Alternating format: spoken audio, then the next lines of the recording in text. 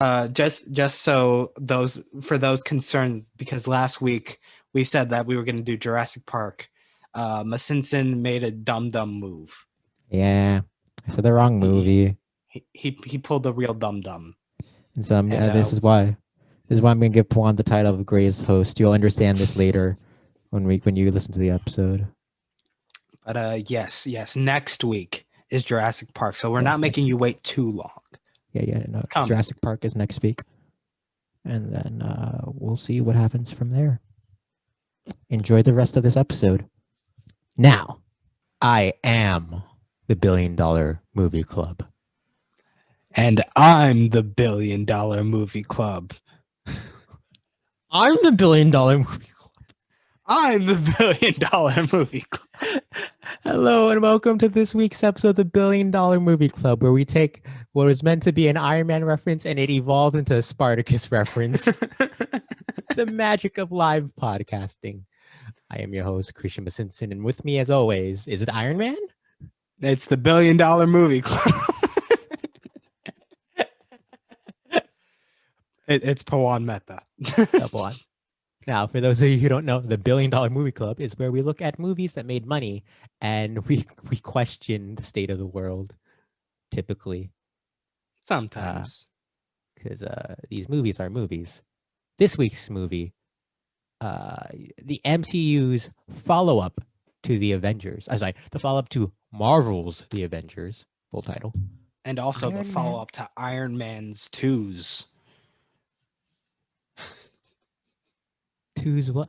So Iron Man 2 owns, you're using the possessive S, right? Twos? No, just like multiple 2s. I see. Iron Man 3.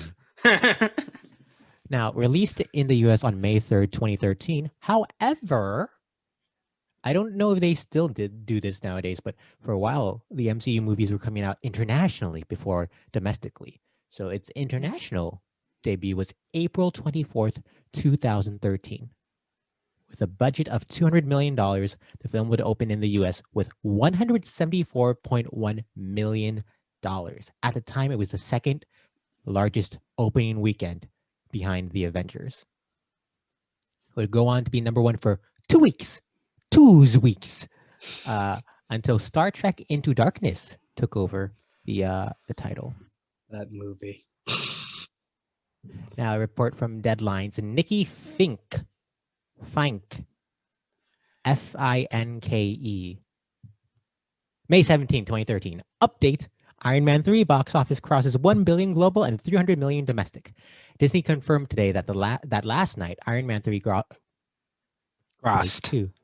Disney confirmed today that Take 2s. last night Iron Man 3 crossed $1 billion at the worldwide box office and 300 million at the domestic box office.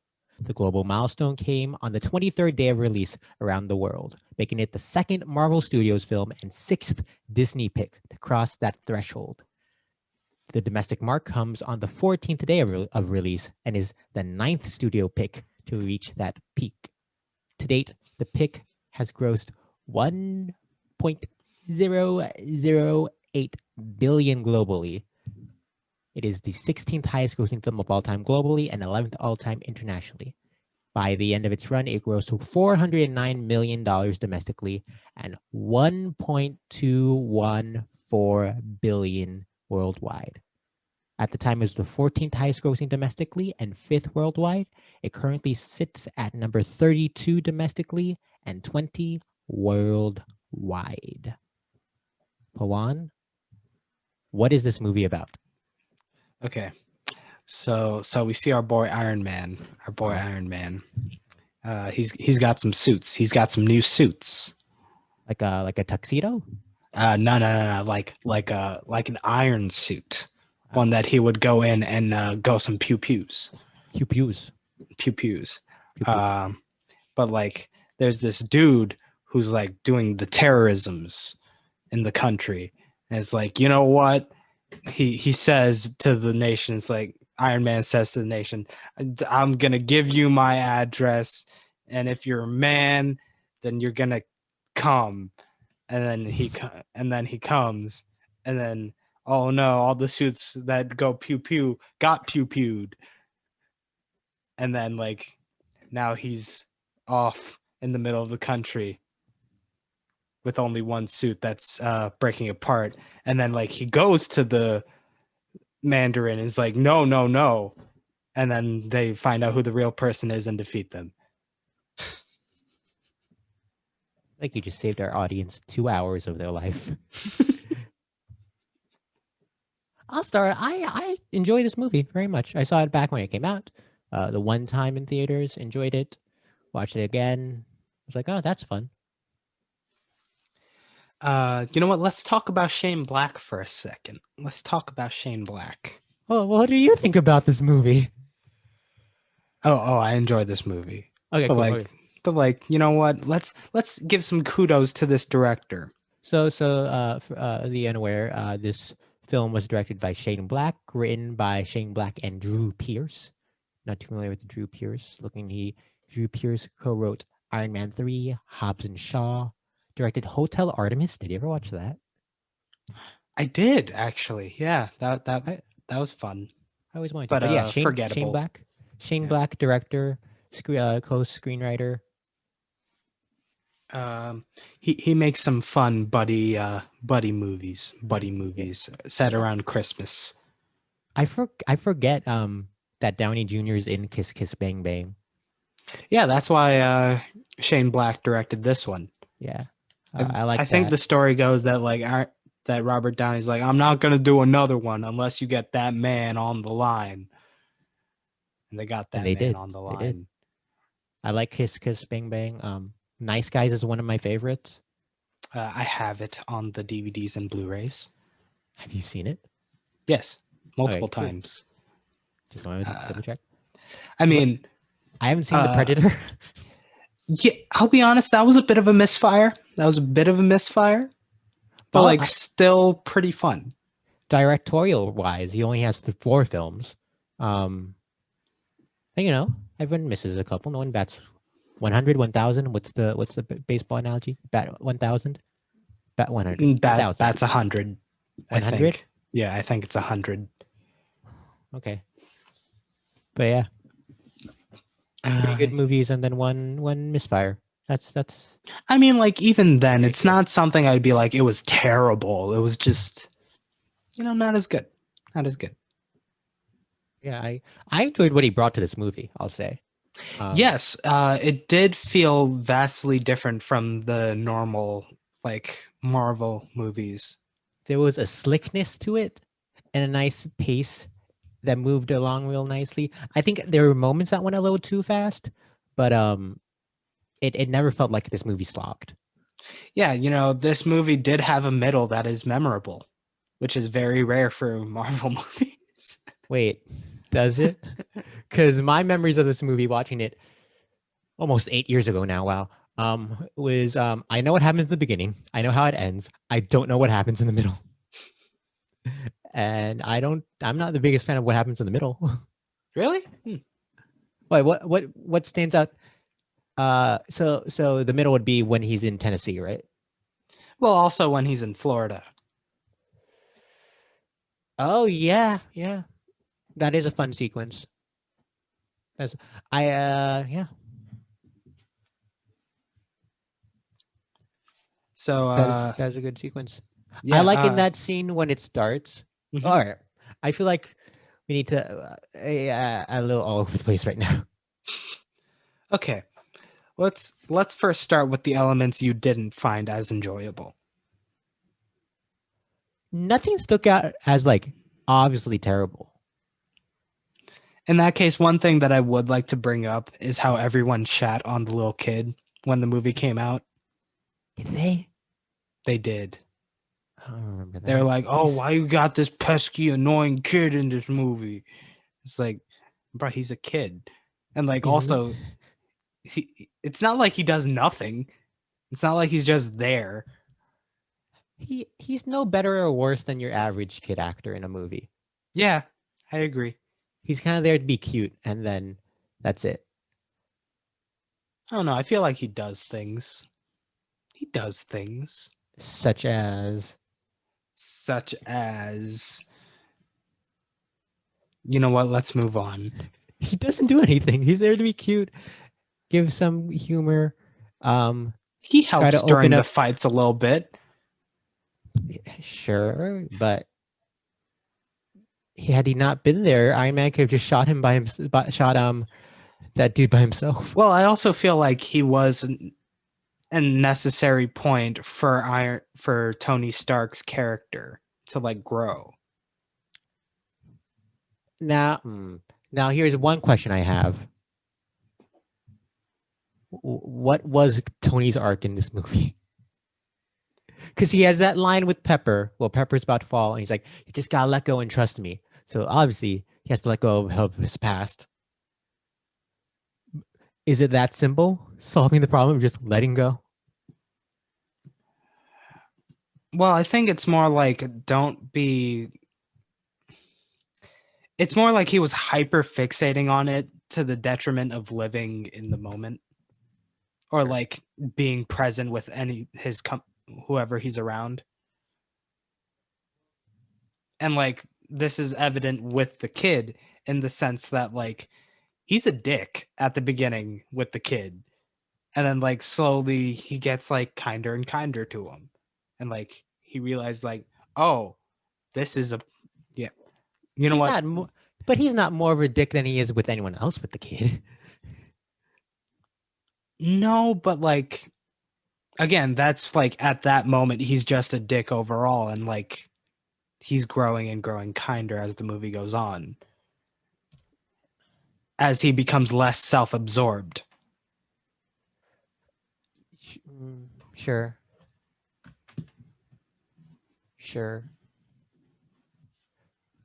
I felt like it's not an issue with the movie because I think for this type of movie, they just don't do this type of thing. But it felt very surface level, all the conflict in this movie. Like all the PTSD stuff, I feel like they dip their toes, but it never goes deep in it. It never goes too deep in many of the themes that they want to address, and it's kind I mean, of in that sense, it feels like rushed through. it feels like it might have been like cut out of the movie to make it shorter, Maybe. because again, this was a very quick-paced movie. Yeah. So I think that might have been more a result of like trying to keep the mood lighter or something like that. Because there is a lot of dark stuff in this movie that they just brush past because of it. Yeah. And I think that's the biggest thing I take. I guess I take it. I'm not even against it. It just feels odd to briefly touch upon it, and it feels like it's kind of brushed past because the movie's moving too forward. I mean, to be fair, I do think it's handled better here than it is afterwards. Sure. I also think the other later iterations are a little more melodramatic and sit in the drama of it a bit more. I don't know, something about those just don't. Yeah, they're melodramatic, but they also just don't feel earned. Okay. So, like, the thing with me and this movie is that I loved it when I saw it initially. But it seemed like there was a huge swath of people that are like, this movie sucks. It's not like the comic. And That's the most common complaint with this movie, right? Is the Mandarin reveal. Not just that, people were mad about it because of the Extremis arc, and it's like that's not how they did it in the comics. Who fucking cares? I know, but the thing that gets me is that at the end of this movie, the thing that gets me about this movie in context of the Marvel Cinematic Universe is that it feels like it's completely forgotten. Yes. It does feel like a solid ending for Tony Stark. And so whenever he's brought back in, it's like, well, you said bye to these suits. I mean, to the point where like moved on. literally when at the end of Endgame, spoilers by the way, when like the little kid shows up back again. People are like, That's who when the the hell is that? that's what. Now I will note. I will note. I was reading about this movie. They find the kid's name. The kid is an actor named. I will look for it. Where is this kid's name? I'm looking. It's not John Favreau. It's You not sure? Stephanie. Ty Simpkins. Let me read you. On Wikipedia, where like it'll have the list of the cast and their characters and have a little description of each character. Let me read you the last sentence of Ty Simpkins' blurb as Harley Keener. Simpkins reprises his role as Harley in a cameo in Avengers Endgame. Simpkins has stated he has a 3-picture deal with Marvel Studios. So, like, was there a plan to bring this kid back? So I guess that's 2 movies. I guess it does feel sort of, looking back, it feels like this is what they do later on with the Tony Peter relationship, the mentor mentee. It just seems weird that they just throw Harley away and put in the new character to take his place. We'll get back to that in a later segment. I'm sure, but we'll get back to that. Well, there's numerous Avenger movies. But again, I think that might also be because like the audience reception, they just hated him. I don't know why. There's nothing to hate about it. He's a kid. I think it's one of those things where it's like, you know how, follow me here. Okay. You know how in like Breaking Bad, when that was happening. Sure. And I'm forgetting the wife's name. Anna Gunn. No, Skylar. How Skylar was starting, when she found out about Walter, she was trying to like stop him and stuff like that. Yeah. And people were mad at her. I always thought people were mad at her before, but I see where you're going. It's the sort of thing where it's like they identify so much with the main character, they don't even see where like they're at fault in the situation. I understand where you're going. That feels weird, and I'm not saying you're wrong. It feels weird to do that with this movie. I feel like this movie kinda is removed from Tony. In what sense? I think. Wait, hold on. I'm thinking of a different movie I watched recently. So I'm gonna take that statement back, because now I'm thinking about all the voiceover, which is weird that there's voiceover in an MCU movie. I mean, I kind of love the reveal at the end. The reveal is really fun. The reveal, I feel like Shawarma was the first end credit scene that was like, hey, it's a joke.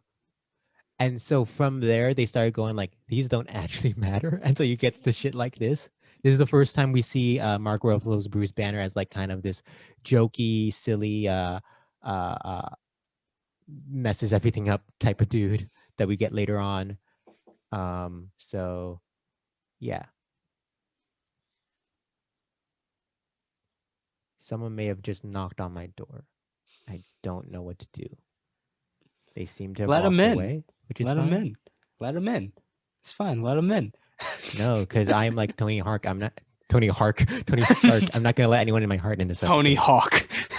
Tony Hawk. Skip to my God, segment. wait. I recast I just Robert remembered Downey Jr. that was an actual person. I was literally just going Tony Hawk, like the actual animal. But then I was like, wait, that's a skateboard. He's part hawk, right? How else could he do those amazing tricks in the air? He flies in the middle. You were saying. What was I saying? Leave a comment to let us know what Miss Simpson was saying. Leave a comment if you are a fan of Tony Hawk and whether you'd prefer he be a human or a hawk. Let's take a moment to discuss the supporting cast of the Iron Man movies, because as we delve into the MCU and there's more iterations, you see less and less of these characters. But I'm always excited to see Jon Favreau's happy. He's always a fun presence. She seems very weird in real life, but I always like watching Gwyneth Paltrow on screen. I once heard like a really bad joke about her, where it's like she must be a good actress because she portrays humans.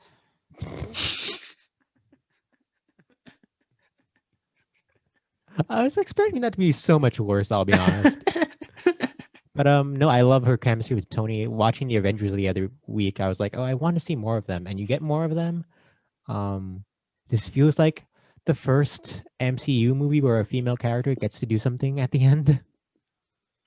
Yeah, that was the other thing I noticed. It's like, you know what, damn it, I keep going back to Endgame. We'll get to that when we get to that.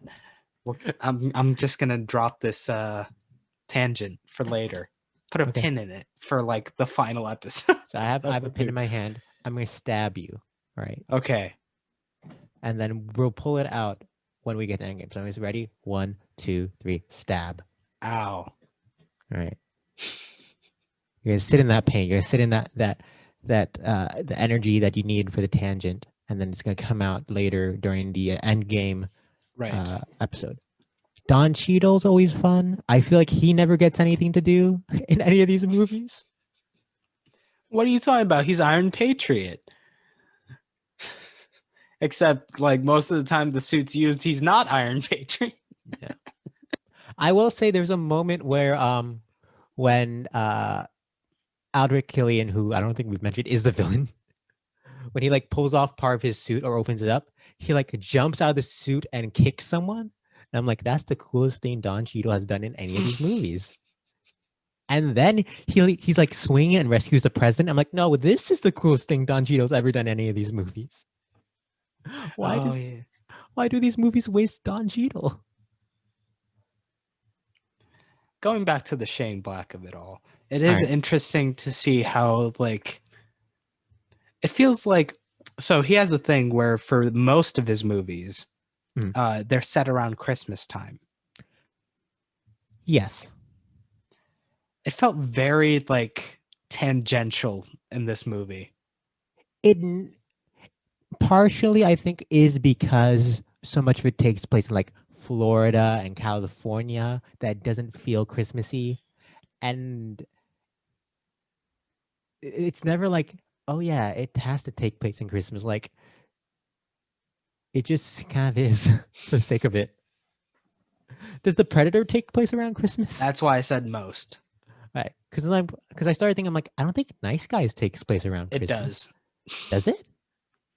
Well, I mean, it feels like with his movies, he was less and less relying on it, where like in Nice Guys, that scene at the end where they're at the bar, that was Christmas. Oh, you're right. Because Kiss Kiss Bang Bang, very Christmassy, if I remember correctly. Yeah. So that's very odd. And so, yeah, whenever Christmas was mentioned, it takes you out a sec. Like, yeah, because like it felt very deliberately, like, it felt odd how many times it was referenced or like in the actual text of the movie. Yeah. Because it feels like one of those things where it's like they're on like stay with me here. They're on like a sound stage and they're like, whoa, we're on this alien planet. Check out this alien planet.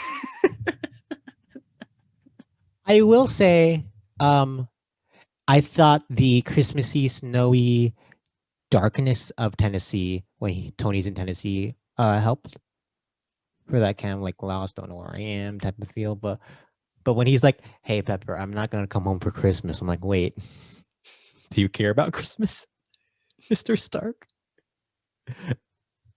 Who doesn't care about Christmas? Thor. What are you talking about? I bet you Thor definitely doesn't. A Christian. Yes, the Norse god. He converted. Well, listen, they say Jesus was Jewish, so why can't Thor be Christian? There's no way to combat a statement that's correct and true. So I think let's get out of this murky water that we're tiptoeing into.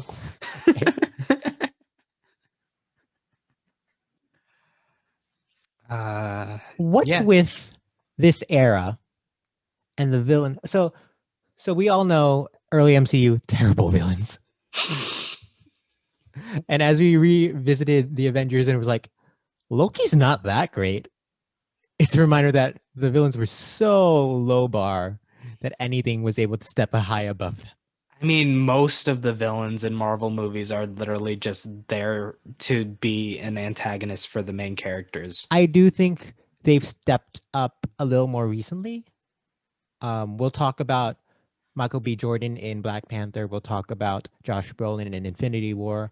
I'm a big fan of Michael Keaton in Spider-Man Homecoming. But I mean, we got Guy Pearce's Aldrich Killian. Right? the main one that I really liked overall was Hela.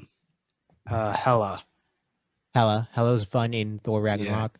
I like Ego in Guardians 2. Like That too. They've been stepping up, but it's really rough waters for the franchise. Well, I mean, also with the first set of movies, they're more focused on just establishing these characters that you don't really get time for the other side. Sure. Which also makes me feel like they're literally squandering so much by just killing off every villain every movie. Hold on, do they kill Jeff Bridges? Yes. In the first Iron Man? Who's the villain in Incredible Hulk? No, because he's still in these movies, right? Lieutenant Ross or whatever. Oh yeah, he's there, but like Whiplash. Is there another villain? Whiplash they kill. They don't kill Red Skull because he somehow. No, they do kill him. Okay, he somehow comes. And he's in the afterlife. Dying in these movies means nothing. No, that's the only case where it means nothing. I'm currently watching a TV show with a character that died 2 years ago in the MCU. WandaVision. Half the titular character's vision. I mean, it meant more earlier. Sure. Which I think they realize is like, oh shit, we're just going through this bag of characters that we've established. We're just getting rid of all of them. But on the topic of this film's villain, Aldrich Killian, played by Guy Pearce. Well, first let's talk about the Mandarin aspect of it. Well, because like I'm trying to start this Guy Pearce conversation. You know what? Fine, go, Guy Pearce. What's with this era and having the villain start off being this nerdy, awkward dude who's ignored by the hero, and then the awkward dude turns cool and is the villain? Because you got this film in The Amazing Spider-Man 2, you have Jamie Foxx's Electro. A couple years earlier, you have Syndrome from The Incredibles. Just a couple, all the way back in 2004. A couple, 9. What's a couple of people but 9 people? Yeah, that's. I'm in a relationship. My couple is 9 people. My spouse is 9 different people. Polyamorous relationship. What's wrong with that? Yeah, but that's not. Never mind. Okay. I know. I was playing with the term couple. Yeah. And we said 9 people, and 9 people. A couple is typically 2. You had a couple. You had a couple of pairs. I said, "Hey, buy me a couple of pairs, but buy me a couple pairs." You don't gotta say full words sometimes. Yes. Yeah, because the other person's like, no one's gonna be like, "How many pairs do you want?" You're like, "Couple, 2." It's like, listen, if you know, you know. If you know, then you know. Now you know. So it's very odd that. I mean, it feels like part of it is just like the early thing where like these nerd properties are starting to become cool. So they're like, no, we're not associating with those people. We're making it cool. Yeah, but that's just me projecting. He's the real Mandarin, and then he's like, he says stuff. He's never really like scary or anything. I don't think it's. I mean, I think he's at least better than McDreamy. He was a villain in that movie. Oh God. Now, obviously, we haven't released the episode for those listening. This is a reference to Transformers: Revenge of the Fallen.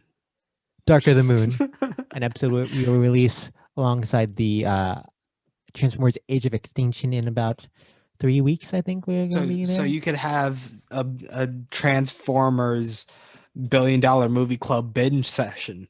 Yeah, a double feature. Very specific binge. And don't worry, the podcast together still feels shorter than one movie. But yeah, now we got the Mandarin, the big name that caused so much controversy when this movie came out amongst nerds. The thing and is, other nerds. The thing is, for like people in the know, they were very like, it's like, oh no, they're gonna do the Mandarin. Yeah, because like in the comics, it's real, like it's not overt racism, but like,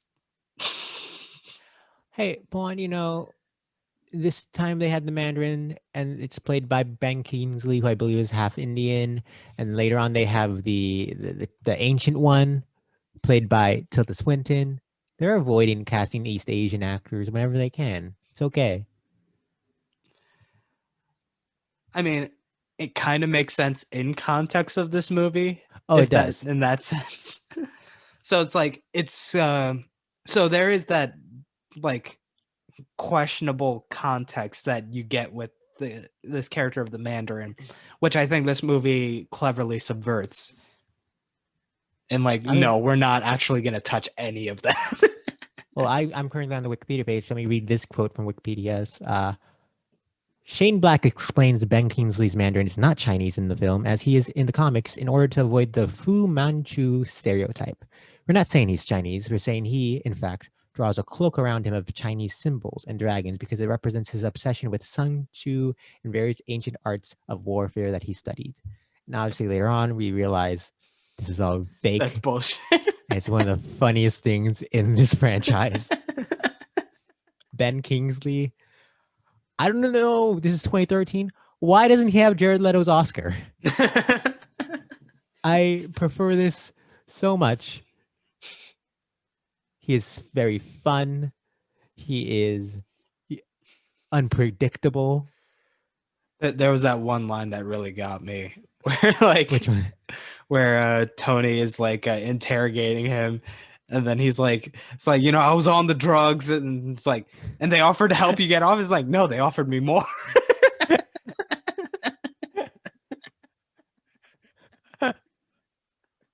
I have this note. Yes, Ben Kingsley fucking acting that line. Oh, there's a line where he's like really. Oh no, I'm thinking of when he's the fake Mandarin. When he's about to kill the person, I don't know who it is. He kind of just attacks the oil CEO or whatever. Yeah, he just kind of like darts through this one really long line. And it's kind of scary, but then you see his Trevor. Like, what a like, damn, he's a good actor. Trevor, yo, they need a book. Listen, get Trevor out of prison, get him on Broadway. Really? Are you aware of the Marvel one-shots? What do you mean by one-shots? So back around this era of MCU, they were doing short films that took place in the MCU and would release them on, like, I did not know about that. The Blu-rays and stuff. And so there's only like 3. One of them is called All Hail the King. Let me read you. Is that Hydra? It is a documentary filmmaker interviews the infamous fake terrorist Trevor Slattery from behind bars. They got Sam Rockwell in this. Well, I need to see that. That. It's supposed to end with like an actual Mandarin tease, which so much of these early offshoots, like the one-shots and Agents of S.H.I.E.L.D. and the Netflix shows, they kind of will never acknowledge ever again. But that's a really interesting thing. On Thor: The Dark World's home media, featuring Kingsley reprising his role as Trevor Slattery. And truly one of the highlights of the MCU. Truly the highlight of the Thor: The Dark World DVD. Probably. You know, the thing about that movie is the thing about the MCU is they keep getting like some of my favorite actors for like the worst villain roles. Who's the villain in Christopher Trevor. Eccleston. Sure. And he was a dark elf. Like, I don't even know if they gave him a name. He was a doctor, right? A Doctor Who doctor.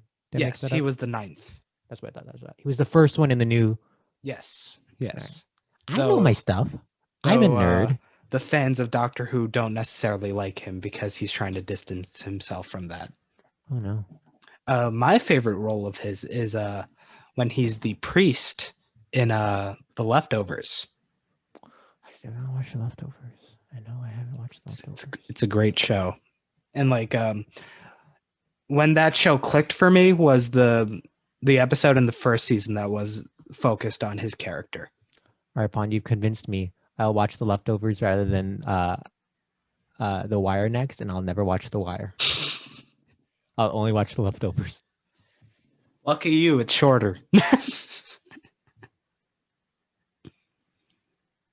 Shout out to the composer of the film.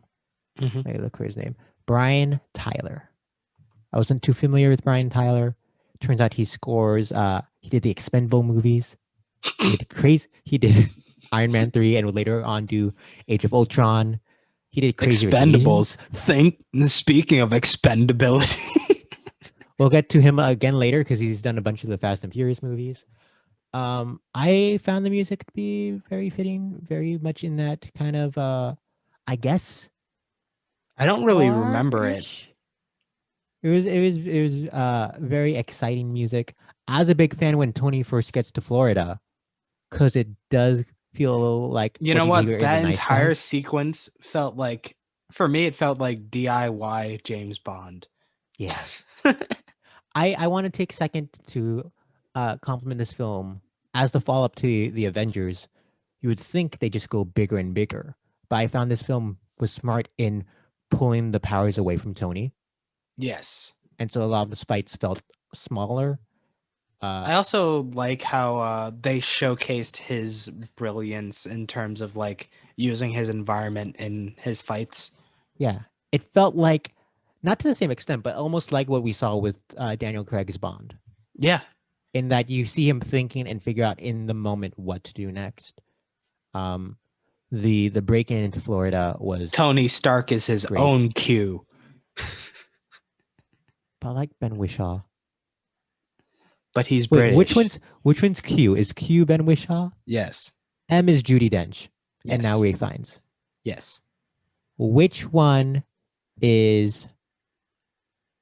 I was saying Ana de Armas to reference Knives Out, but no, Ana de Armas is going to be in a James Bond movie. Let's move on.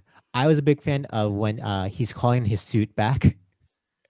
And it takes like 5 minutes for the suit to get there, which is hilarious. But then it's just the one hand.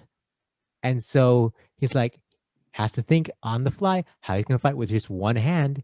And it was very well choreographed. It was very well executed, exciting. It felt like you got brief snippets in this of what becomes like the main selling point of The Nice Guys, where it's like that environmental humor. Yes. Yes. Nice Guys having that iconic moment where he like breaks the window to unlock the door and it's just bleeding all over the place and it's just like sits on that for like a minute or two.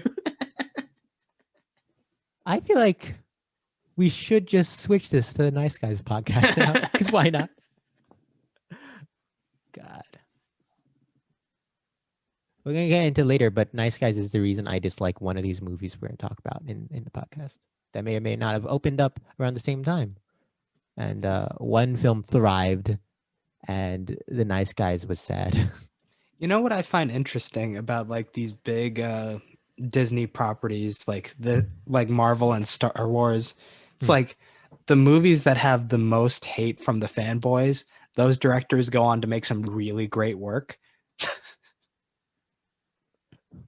Well, like this and I'm not including like Thor. I'm talking about like... No, you're talking Last Jedi, right? Yeah. Ryan Johnson, who you going for that? So there's part of me watching this knowing, because when you look at the MCU as a whole, right? Mm-hmm. There's, whether or not you agree with, there are specific films that are like top tier and lower tier. You know, everyone for the most part enjoys your Avengers, your Infinity Wars, your Guardians of the Galaxies, right? And then at the bottom you have like Thor and Thor the Dark World and Thor the Dark World again, because no one really likes that movie. You know what? One thing I will say for Thor the Dark World, though, is I really liked its final fight sequence and how they utilize portals. Like that was fun. That was fun. That sounds like a fun idea. Maybe they should use portals again in a Marvel movie. Like it's like for that movie, it's like someone played the video game Portal. It's like, yo, we should use that for a fight sequence.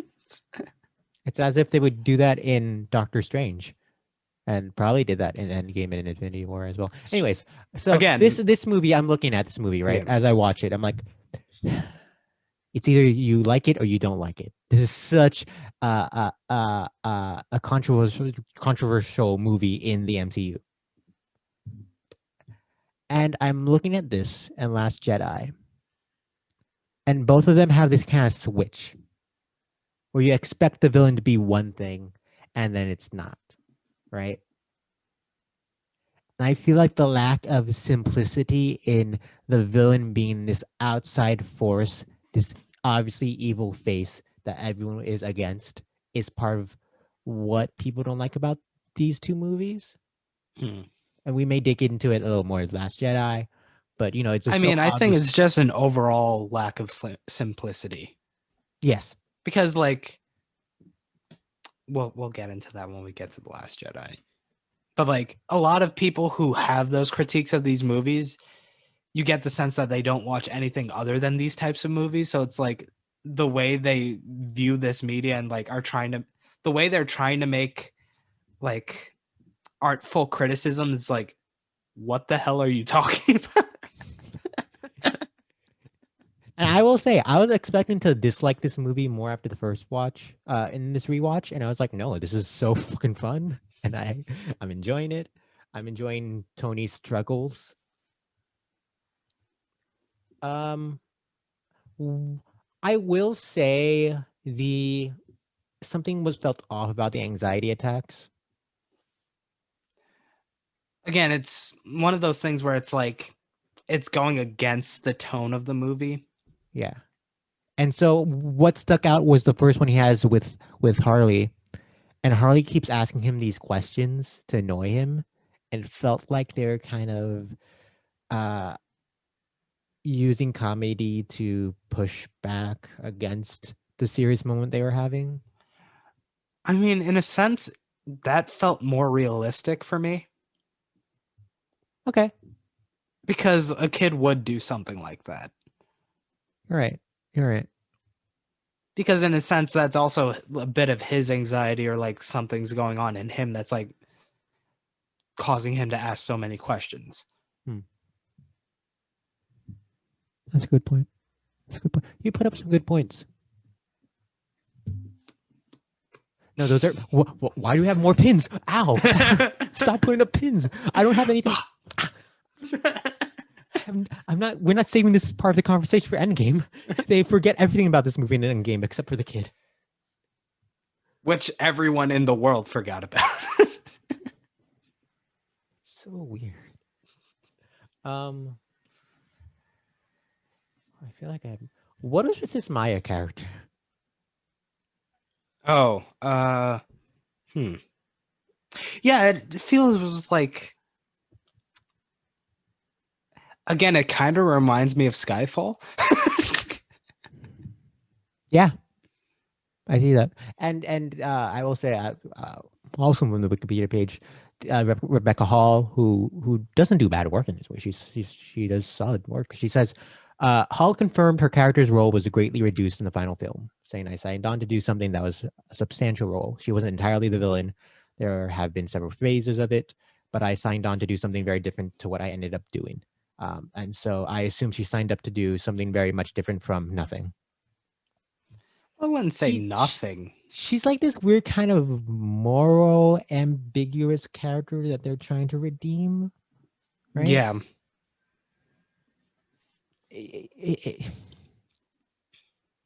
The character is not really fleshed out. It feels like she's like one step above plot device in the sense that you get a sense that she has her own internal life, but like it's almost like there's no reason for it.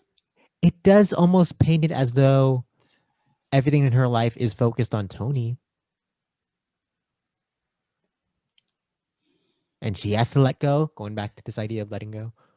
Again, so like in the text, like the text of the movie, she's more focused on her own project, and like that's supposed to be a parallel, maybe. But what it ends up actually feeling like when you watch the movie is that she is just reliant on Tony. Yeah. Well, like absorbed with him as opposed to, because like it feels like in the script of the movie, the idea was to have her be a parallel as opposed to just another thing to glom onto him. Like what could have been if Tony didn't have Pepper? Yes, something like that.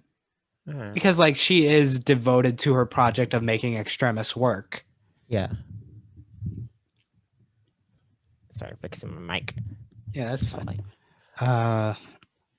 But yeah, like that's one of those things where it didn't necessarily translate onto the screen, I think. yeah. And her death is very much is supposed to be like, oh my god, she died. But it was like oh. Just a waste of good scotch.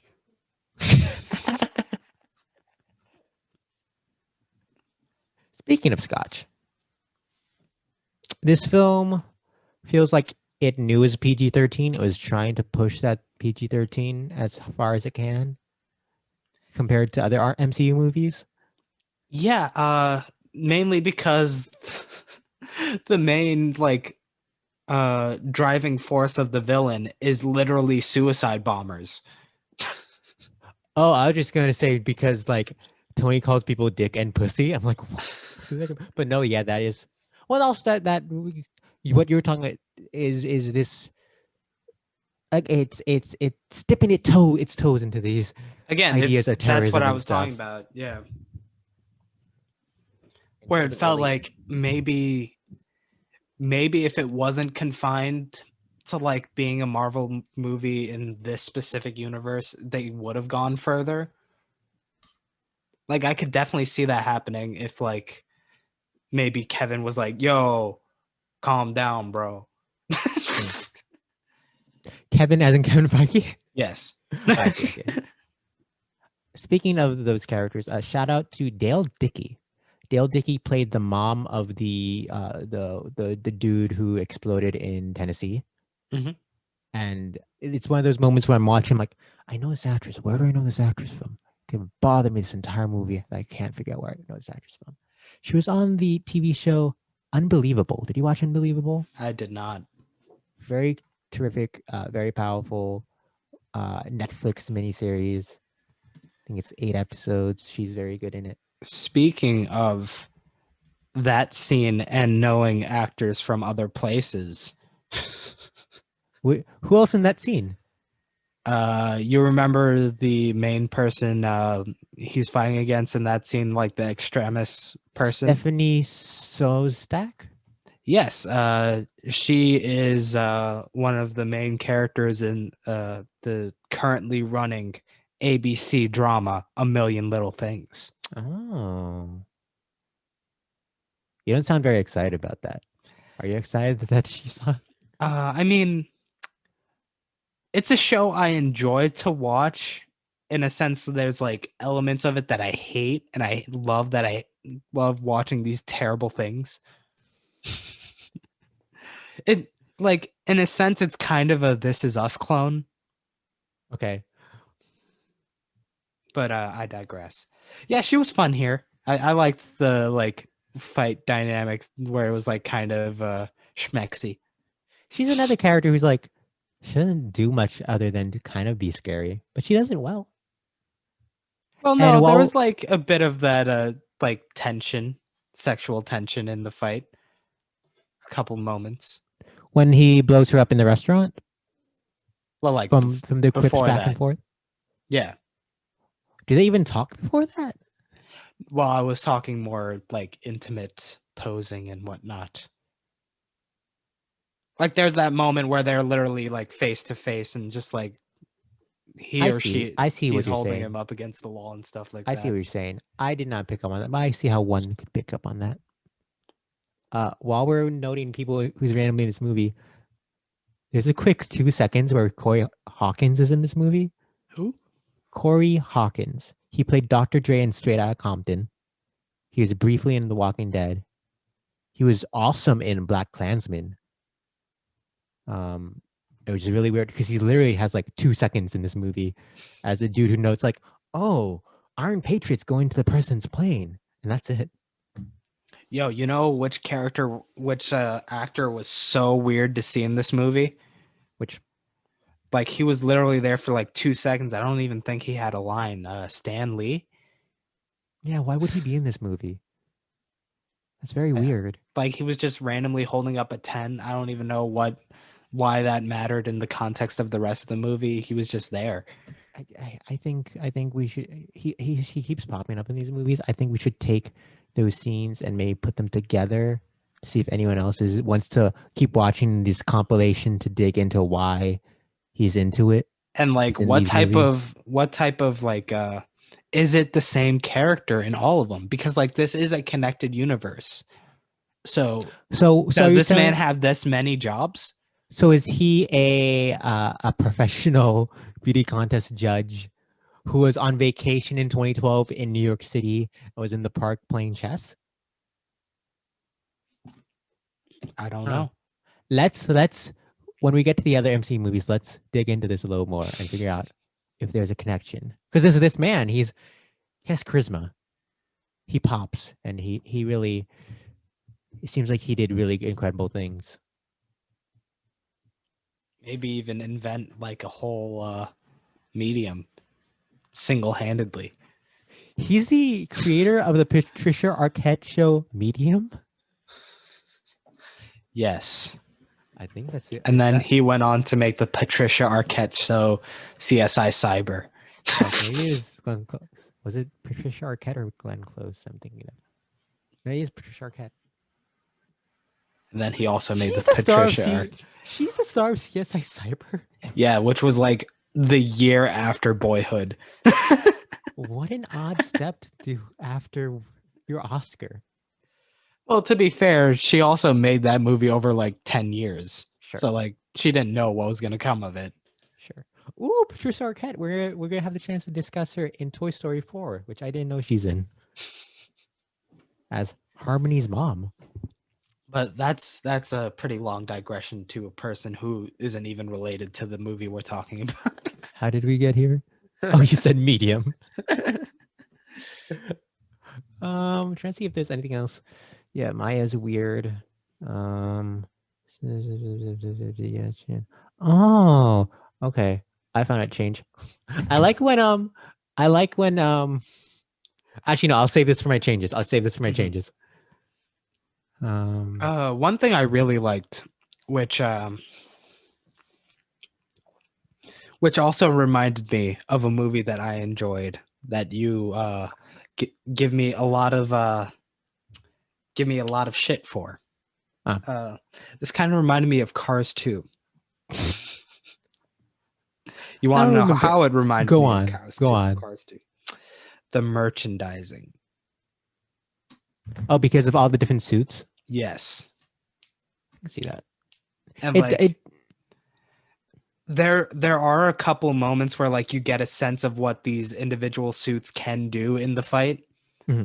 But like again, it was really fun for like that final fight sequence to have this thing, like all these suits come in, and like it also feels like a peak for the character.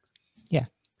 But like I also like I would love a bit more fan service in the sense that I would like to see more time with those suits.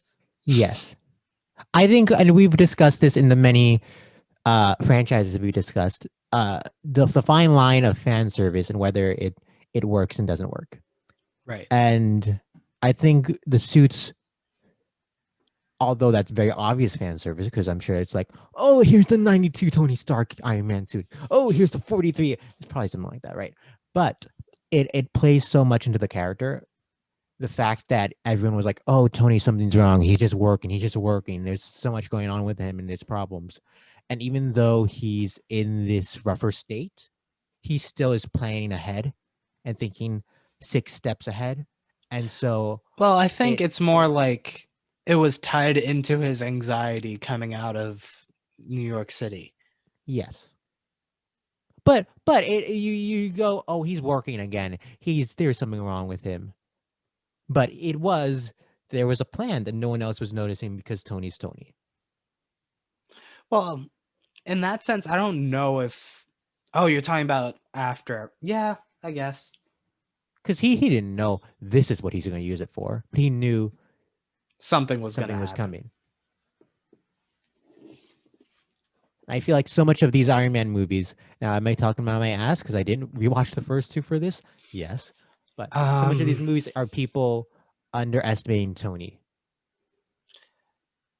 But And then then again, needing him that to goes come out. against the idea of like, why would he blow him up then if he knows that something else is coming? The character arc. But like that goes against him being like smart for pre-planning. But he's letting go of this anxiety and fear, I guess. I don't think the ending works perfectly. But I do think the visuals of them explained are very nice, and the sentiment of him giving them up for Pepper is very nice. That I don't care that didn't make the most logical sense in my mind. I think even in terms of Pepper, the amount of like action she got in this was like really nice. It's like, you know what, Oh, that's it's a very nice nice. moment to like go out on. I It would have been a love nice moment to go out on. her moments later on are great though. I because can we talk about Pepper? Because I doubt we're going to talk in depth about Pepper later in the later movies, Okay. right? Because there feels like there's some sort of an arc for Pepper in these Iron Man movies, right? And I don't then remember. this one at least, Yeah. right? And then we get to her in Homecoming, right? That's a quick cameo. It's very fun, very silly. It knows that she's still there, she's still around. Um, and then she comes back in Endgame because I don't think she's in Infinity War, is she? I don't think so. But she comes back in Endgame, and I think you need Tony's most important connection for his final moments, right? I mean, yeah. Just like for me, the way I'd view it is like I just don't like anything that happens with Tony after this because it feels like it's just destroying what was built well here. That's fair. That's fair.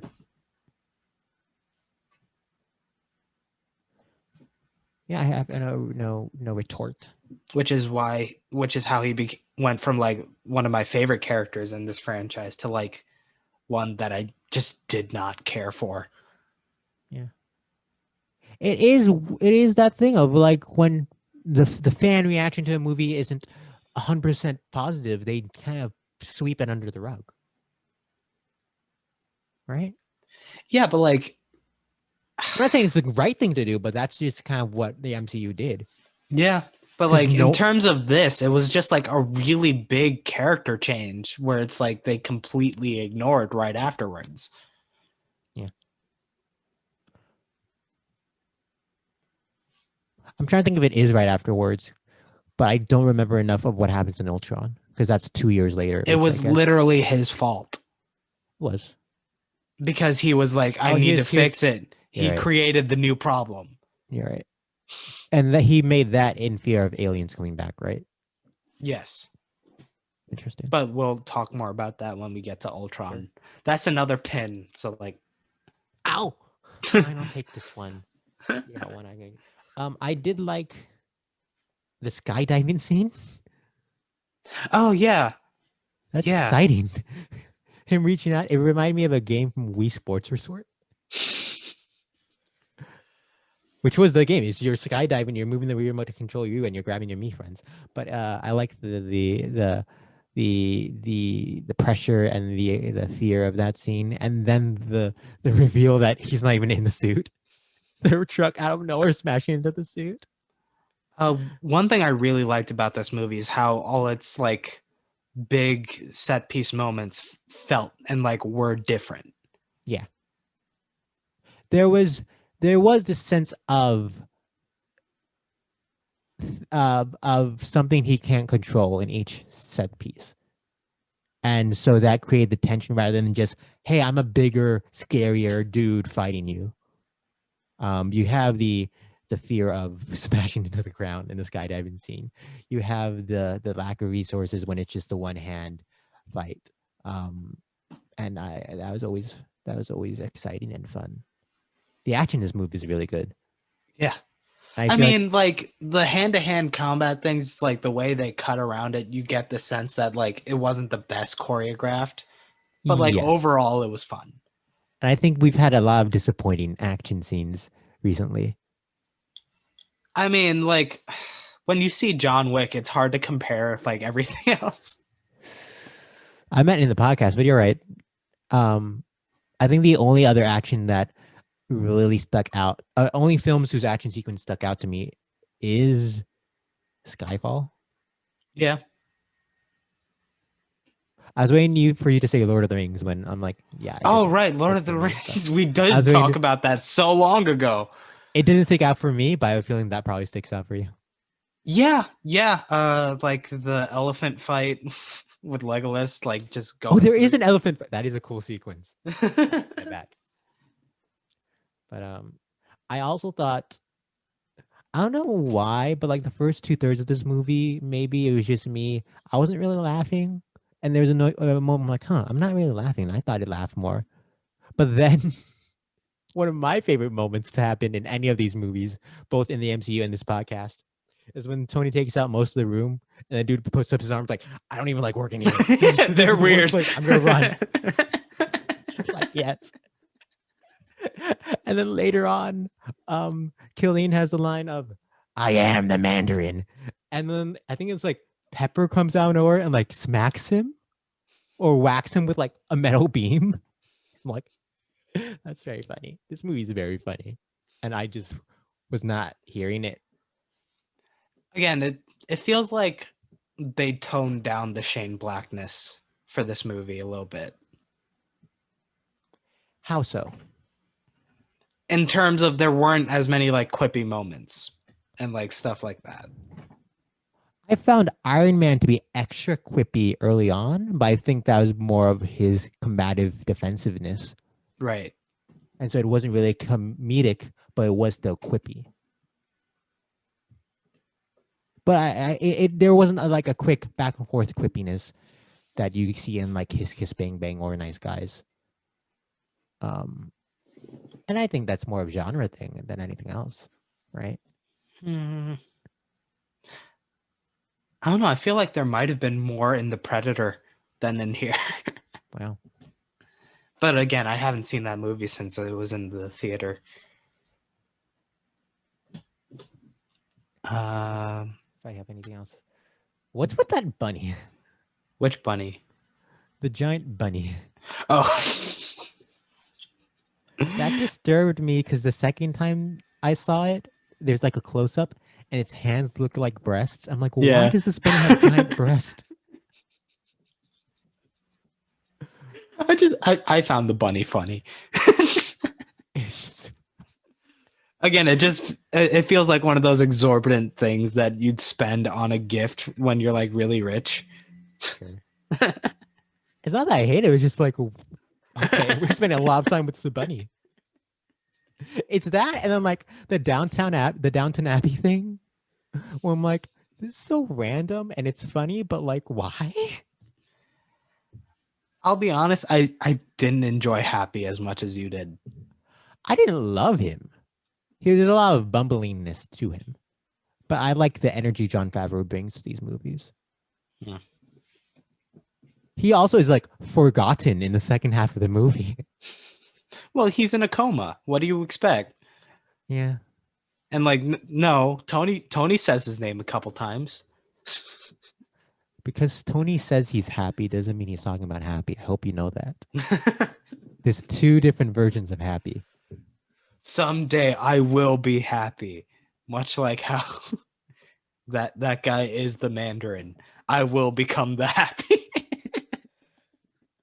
I have a semantics question for you. Mhm. Iron Patriot out doing missions, breaking into and freeing people. That kind of reminded me of like there was a sequence like that at the beginning of Iron Man 1, and it felt like commentary on that. Where like he just flies to the Middle East and does some shit. And it's like, yep, I helped you. I'm a savior. Tony calls him on the phone, and he picks up the phone. No one listening to that call. No one in the U.S. government like, Tony Stark's alive. We gotta tell everyone about this. And it was like, those two are making a plan. Let's figure out what they're doing. It's like, oh, maybe okay. like, oh, because AIM made the suit, so they wired it so that like only they know.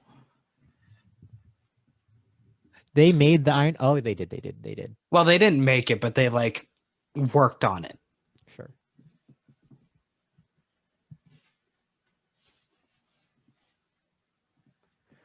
All right, I think that's about it. I mean, yeah, I didn't really take notes for this one. President's idea. I don't know what that means in my notes. The vice president was weird, just because it seems so sudden. You know, the way he just like hung up that call with Tony or Rhodes and just did nothing. It just felt like, is he working with AIM to like I think that was coup the point, the president? That was the point, because his granddaughter, he wanted his granddaughter to have 2 legs.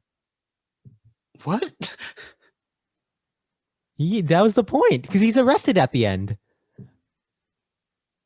What does that have to do with his granddaughter having 2 legs? Because the extremist regrew body parts. So here's where my mind went when you said he wants his daughter to have 2 legs. Okay. I was under the assumption that you thought like the president's health care is better than the vice president. Where it's like, sorry, we can only afford to give your granddaughter 1 leg. If you were the president, you'd get the second one, but like that's just American politics right there. All right. Healthcare of the vice president, still not great. Oh, this is one thing I want to bring up. How did you feel about the Mandarin videos? In what sense?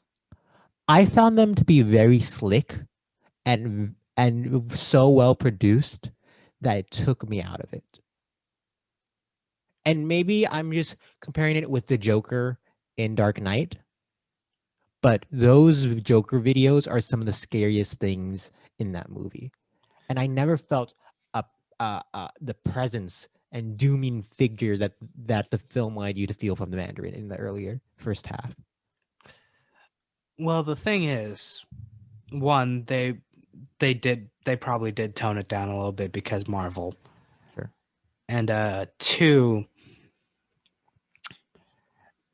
I got the vibe that they were trying to put like face of this put togetherness, where it's like it's not just this deranged individual, it's actually like a collected group.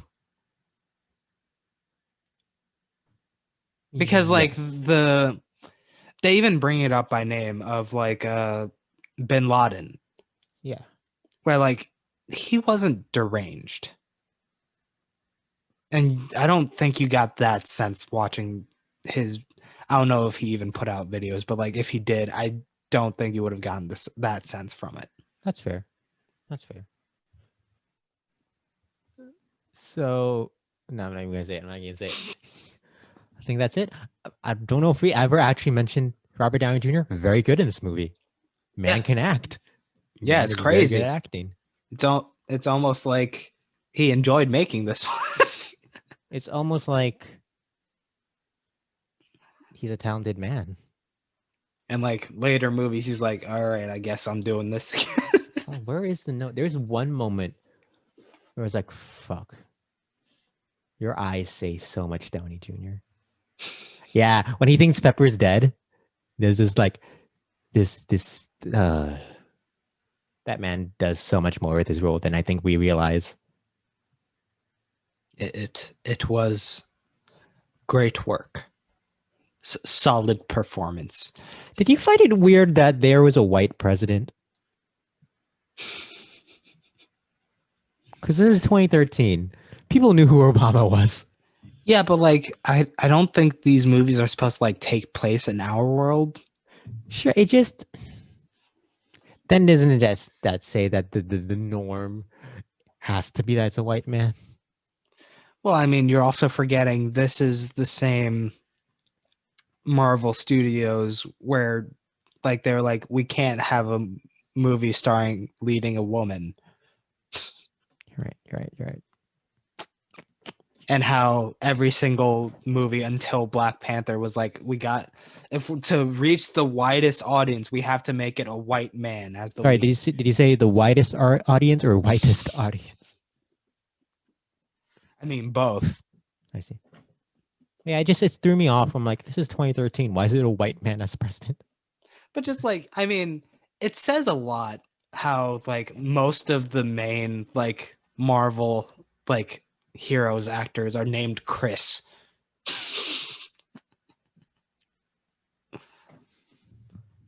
Your name is Masinson. I, Christian Masinson, do not approve of this message. Listen, it's a white name. It's a white name mostly. Like, don't even. Come on. So as it turns out, like films, Pawan is not a perfect friend. I cannot improve Pawan, but we can try to improve films because films aren't perfect, you know. Right. So, like, what's to do with the fixing them? How about you, Mrs.? What's to do with fixing them? What's to do with the fixing them? All right. So here's my phone. There are notes. Just give me 1 second. All right. So first off, the bunny, right? Really weird bunny. But we know Tony. We know Tony's always thinking 5 steps ahead. So we didn't even mention the sequence when they come to destroy the mansion, right? I mean, I brought it up in like in my summary at the beginning, where he got pewed instead. I think that's really all we need to say about it. It's not the greatest action sequence in the movie, though it's well done. He calls his suit, but the suit lands on Pepper. However, to make it full circle, this idea that Tony's always thinking 5 steps ahead, never underestimate Tony. I think rather than the Iron Man suit coming and landing on Tony, the bunny opens up and then the bunny suit encompasses Pepper. And Pepper now has the bunny suit on and rescues, I think her name was Maya, on the suit. So there was one adjustment I had to make. When we get to the reveal of the extremist lady who's like a fake FBI agent, right? She does the this thing where she from A Million Little Things. Yes, one of the million little things she does in this movie is she like reaches into this dude's stomach and grabs the dude behind him and yanks him out. And no, she grabs his gun.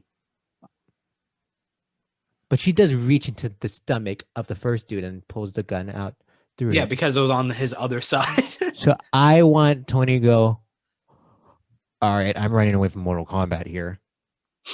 And then the Mortal Kombat yell happens, and then the theme from Mortal Kombat plays over the next action sequence. Because I wasn't the biggest fan of the combat in the kitchen, and so I think this will make it more fun, that sequence. I want when he lands in Tennessee and gives the phone call. This is a serious one. I never make serious adjustments other than, masterpieces I adjust. But he makes the phone call, cut away. And then we get Pepper putting on the mask, and she's listening to the entire phone call. And we're just going to sit on Gwyneth Paltrow's face reacting to that. Because in the 2 seconds of her listening to the beginning, It's very emotional, nuanced acting from Gwyneth. I think we need to do that more. And then she'll have Lupita Nyong'o's Oscar. We're just taking all the Oscars from this year and giving it to Iron Man 3 actors. And then we get the skydive scene. I want Tony to grab them, and he lets them off in the water. And then the suit looks back. He's like, "Okay, they're all.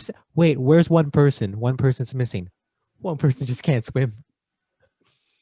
Because I feel like this movie, Tony was okay with killing a lot of people in this movie. Yeah. Willy nilly, and so I think he has one accidental kill because one of those people can't swim. And then my big adjustment, right? So we talk about how we love that Pepper got this kind of heroic moment at the end, how she has some agency, she's a hero herself. And so we're at the very end. Tony's looking at the mansion, the rebel. He looks at this. He finds a screwdriver on the ground, picks it up, goes in his car, drives off, and the voiceover goes, "I am Iron Man." And the camera pans to Pepper, who is sitting there. He's like, "I am Iron Woman." And then the camera, you ever watch Children of Men? I did, yes. And there's this very dynamic camera motion as it travels around the car and like kind of moves like a snake. It's going to do that. And in the back seat on the left behind Pepper is Natalie Portman, who goes, "I am Thor." And then the camera turns around and behind Tony Stark is Linda Cardellini, who goes, "I am Hawkeye." And then ends. Because I like that now we have the female characters coming up and becoming the heroes, and I think they take over. And then end credit scene. Rather than the Bruce Banner one, it's the car after Linda Cardellini goes, "I am Hawkeye." And then it's 2 seconds of silence. And then Tony goes, "So who are you?" And she's like, "Oh, you'll find out in later movies. We're just setting up the later movies."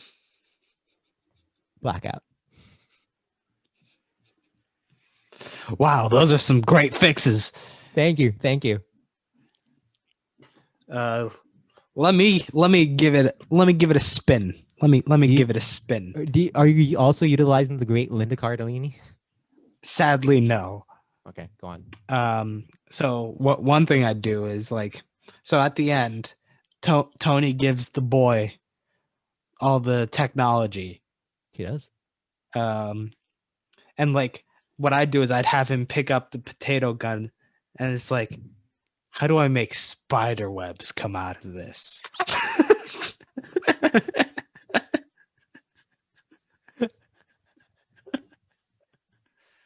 That's genius. No, I wouldn't plant it earlier in the movies like he likes spiders or anything. It's just in that moment, it's like, how do I make spider webs come out of this? That's great.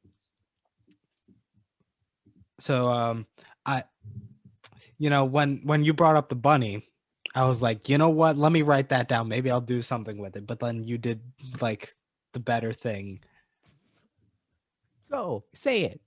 So what I would do with the bunny is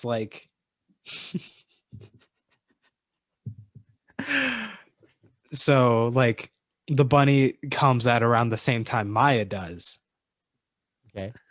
And then when the tension's building up with the pew-pews coming in, sure, once in a while you just get a shot of the bunny and it's focusing in on the bunny. And before the pew-pews come in, the bunny explodes. Oh no. And as a symbol of the relationship between Tony and Pepper, it represents the explosion of the relationship and the breakdown in the moment in the film. Wow. Which was caused by Maya. That Maya, she should have brought Miguel with her. The PBS show, Maya and Miguel. Okay. So that's 2. So 3. I really liked that final sequence where that end credit scene where Mark Ruffalo is just like, "Listen, man, I'm not that kind of doctor." Okay. And it's so one thing I'd like to do with that is he'll be like, "You know what? You weren't awake the first time. Let's try to do this again." And start at the beginning. So we'll have that. And does the film play again? The entire film plays again? Yeah, that's how you do a double feature of Iron Man 3. What an artsy choice, Shane Black. Well done. So that's one thing. But I'd have a second end credit scene. Wow. Where it's like, at the end of Avengers, we get Thanos, and he's like, "Oh, the Loki failed me." So Yes. like we get Thanos. He's like, he breaks, like, one of his minions like breaks into the jail and like gets someone out. It's like, you think it's like, oh, is he going after Guy Pearce and he's gonna get the Extremis stuff? It's like, no. He gets Ben Kingsley out of jail.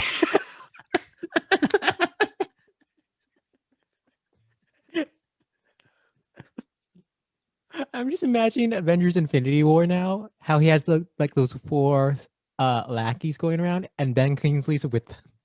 Again, I'm just making this entire franchise better by Really improving this film. You are. And like, also another thing I'd like to do is, I'm a big fan of when there's a title of a movie for a purpose. Yeah. So like during the final fight, where like, the Guy Pearce is like breaking his suits and like he's getting into new ones. I'd like for when he gets into the third one, he'll be like, "All right, Iron Man 3, engage." So you want the title drop? Yes. I see. Did you notice in the end sequence where it's like all the title, the names and whatnot, they spell out the word 3? Yeah, that was weird. If you look, the logo is behind you right now. It's the number 3. Why? You know what? With that font, they were like, we need to use this font as much as possible. We need to use every letter.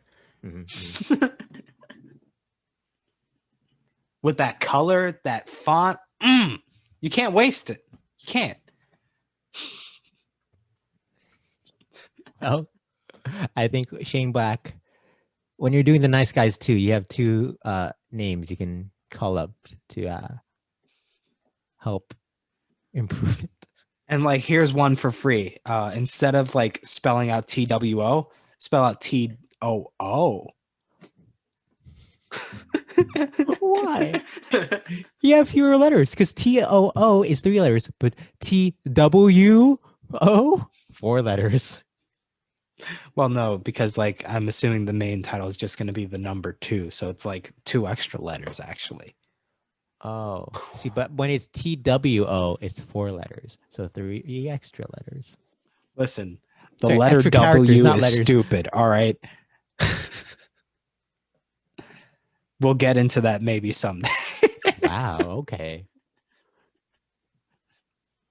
Well, that's an opinion you have. It's not true. We need the hard truth. Right, because listen, people say film criticism is like, oh, it's great because, it's like people have different opinions and like everyone's right. No. It's a fact. There's one factual answer to films. Pawan, I think it's time for us to rank Iron Man 3 amongst our lists. Here we go. Did you just smack your head with Did like I the mic? hit my glasses with this? Yes, by accident. All right. So as we do, we're gonna flip a coin. Pawan, which side do you want? Heads. And the coin is flipping now. It's heads. Wow. Okay, wow.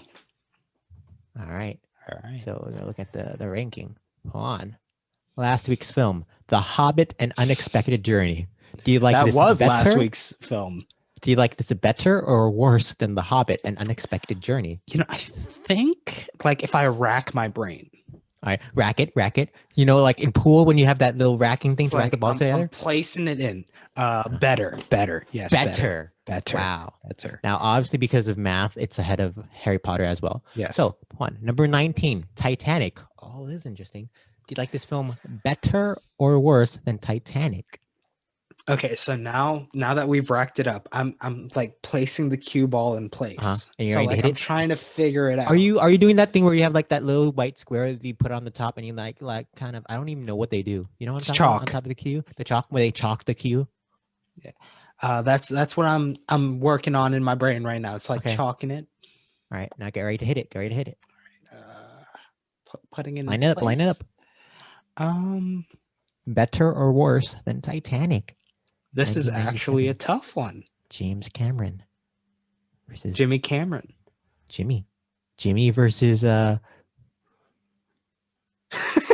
directed this movie? Shane. Shaney. I thought you were just having trouble coming up with like a playful nickname for Shane. No, I did not know his name, even though I said it 5 minutes ago. All right, compare it to Titanic. Damn, this is actually hard. I'm gonna go with worse. Worse. All right, so number 20 through 26. So we're gonna put in the number generator Mark 42. The factual accountant. Number 20 through 26. You can see the screen, right? Yes. All right. So I'm gonna hit generate. And the generator lands on number 25. Set number 25 is Iron Man 3. All right. Now time for the recap. At number 47, we got Pirates of the Caribbean on Stranger Tides. At number 46, we got Alice in Wonderland. At 45, we got Toy Story 3. At number 44, we got Avatar. At number 41, we got Transformers Dark of the Moon. At number 37, we got Pirates of the Caribbean Dead Man's Chest. At number 34, At number 34, we got Star Wars Episode 1, The Phantom Menace. At number 33, we got Dark Knight Rises. At number 32, we got The Dark Knight. At number 31, we got Marvel's The Avengers. At number 28, we have The Hobbit and an Unexpected Journey. At number 27, we got Harry Potter and the Deathly Hallows Part 2. At number 25, we have Iron Man 3. Tied for 21, we have Deus. Deus. Do you have Deus Ex? Mankind. Dr. Seuss's How the Grinch Stole Christmas. At 19, we got Titanic. At number 3, we got Lord of the Rings, Return of the King. And at number 1, we got Skyfall. Wow. How did that crumble? It crumbled very well. That's a nice place in Iron Man 3. I think we did good work here, Pawan. I think the Numbertron vindicated our opinions. It's very nice when Toy Story 3 and Avatar aren't number 44 and 45.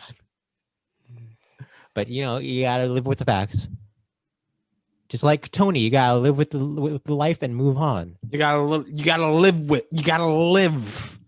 live. Thank you for joining us for this week's episode of the $1 Billion Movie Club in our exploration of Shaney Black's... Our excavation, our spelunkying through Iron Man 3. THRE. Juan, thank you for this episode. Thank you, Miss Simpson. Shout out to shout out to Miss Simpson, like the best host in the game. Oh, I thought you meant and my the $1 Billion Movie Movie Club. Well, we are co-hosts, and so. Oh, we are? You know what? Sure, I'll give it to you. Shout out to you, Miss Simpson. I will give it to Antonio Banderas, who is on this Evita poster. Wow. Thank you. Shout outs to Max Lesmiacchio for the art, as always. Shout out to Ryan Reynolds, who plays Detective Pikachu. And you can see in this poster right here at the tail of Detective Pikachu. I mean, how do I know that's Detective Pikachu? I don't see no hat. Listen, you broke the flow of the show. You're not supposed to move your camera. Sorry. Okay? Sorry. Jeez. So is this when I turn down the title of greatest host and bestow it onto you? Why, thank you. Thank you for coming for this episode. Thank you. Billion Dollar Movie Club. And the podcast will end now. It'll end now.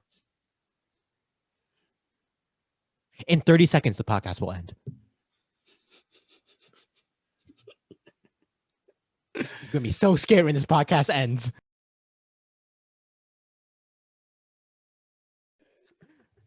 Do we have a post-credit scene?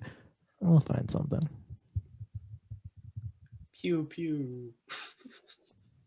All right, that's the post-credit what? scene.